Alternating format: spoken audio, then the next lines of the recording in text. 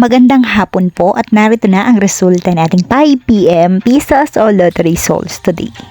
Ngayong araw ng Lunes, May 11, 2026. At para po sa draw natin ngayon ay ang 3D Lotto at ang 2D Lotto. At para po sa Lotto More updates, pasubscribe na lang din po ako sa aking channel at pahit na din ng notification bell.